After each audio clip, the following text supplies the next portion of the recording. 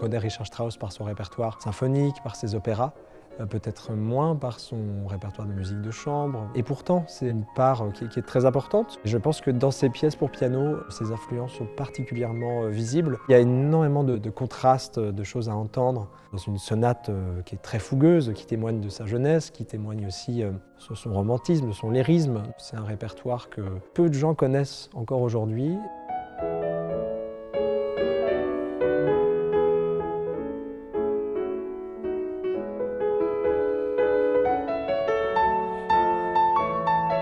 J'aime penser que le moment de l'enregistrement, c'est comme un laboratoire. On vient confronter des idées, on vient proposer plusieurs idées musicales, justement, plusieurs directions, parce qu'évidemment, elles sont quasiment infinies quand il s'agit d'interprétation. Alors j'ai choisi 3 extraits qui montrent toutes ces facettes, qui parfois sont même insoupçonnées. Le 3e mouvement de la sonate, qui est ce scherzo qui fait penser à Mendelssohn, très délicat, à la fois plein d'inventions, d'inventivité, où il va utiliser vraiment tous les registres du piano pour créer une atmosphère.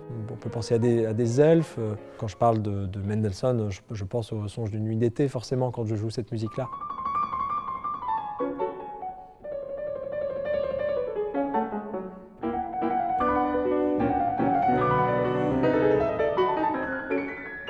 J'ai choisi aussi une pièce quasiment à l'opposé, qui est extrait donc des Stimmungsbilder opus 9, qui me fait moi beaucoup penser au Wiegenlied. Le nom de cette pièce en français ce serait À la source isolée. On a cette idée liquide, aquatique en tout cas, dans un accompagnement extrêmement fondu qui va durer pendant toute la pièce. Et ce chant qui est un vrai chant de lead. C'est un vrai lead ce morceau. Vraiment, il dépasse largement l'idée même du piano.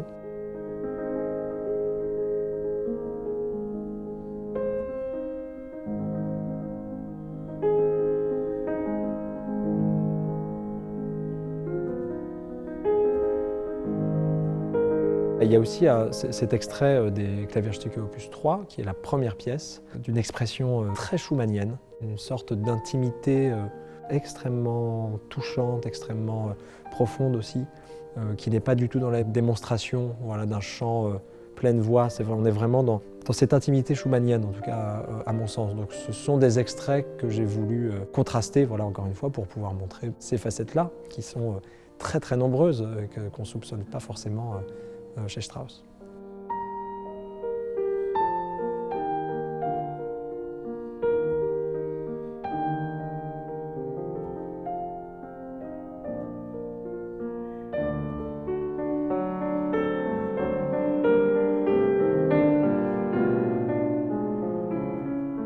Enregistrer la musique de Richard Strauss au piano est encore assez rare. Je pense qu'aujourd'hui, on a besoin aussi d'en profiter pour découvrir, pour faire découvrir, faire renaître des répertoires qui ne sont peut-être pas les plus communs, les plus courants. Je suis très très heureux que ça puisse se faire sur ce répertoire et je trouve que un projet comme ça a toute sa place dans le paysage discographique actuel.